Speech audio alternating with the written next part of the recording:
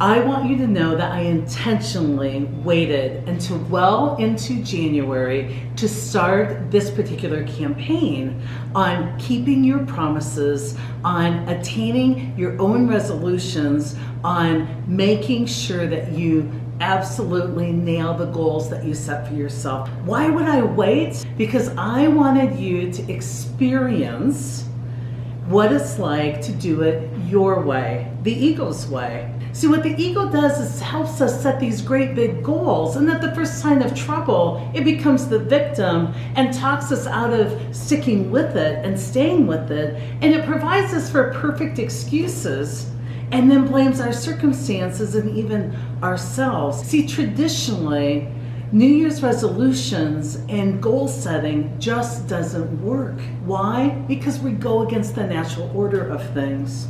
Statistics would tell us that 41% of Americans set New Year's resolutions this year. And just a few weeks later, most have abandoned what they were so committed to just days and weeks ago. In fact, only 8% even stick with their resolutions, let alone making sure that they achieved the results that they wanted. How could we all be such failures? Well, it's because we're not working with our minds and our mindsets, and we're not working with what we know at reality-based leadership.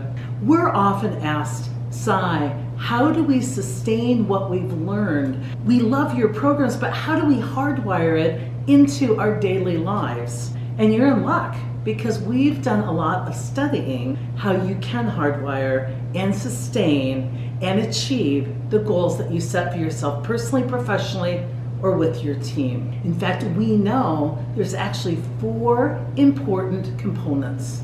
The first component is all about commitment, the willingness to do what it takes. And this is tricky. The ego is easy to get us committed, but we commit to tactics, we commit to to-dos, we commit to things that we're not even sure that there's a why behind them. We commit to them because we're told externally they're things we're supposed to do and be good at. We're going to take a look at commitment and how it can be different. A second important factor is resilience. Most of us have not grown in our competency of resilience. We have gotten good at heroics, we've gotten good at suffering and willpower, and we've gotten good at comparison and feeding the ego, and we've even gotten good at admitting failure. How many of you have readily just admitted, I didn't stick with that diet? We've gotten way too comfortable in breaking the promises that we've made to ourselves, which is why we don't even really trust ourselves when we make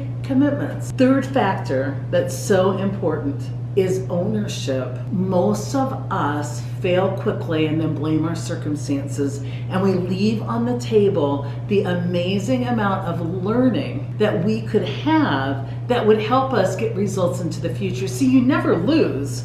You either got what you set out for or you learned, and they're both wins, but not unless you mine your successes and failures for lessons. And that's where the fourth factor comes in, which is continuous learning. One of the main reasons that we continue to do the same thing over and over again and expect different results but fail anyway is that we don't learn about who we are, what makes us tick, what works for us, and what led us to lack of results in the past. So these are 4 factors that I'm going to focus on over the next 20 days, one by one, to get you not only great insight and self-awareness, but great tools and strategies so that you can change the way you change. Got one more opportunity to share quickly with all of your friends. Let's get tons of people on our 20-day challenge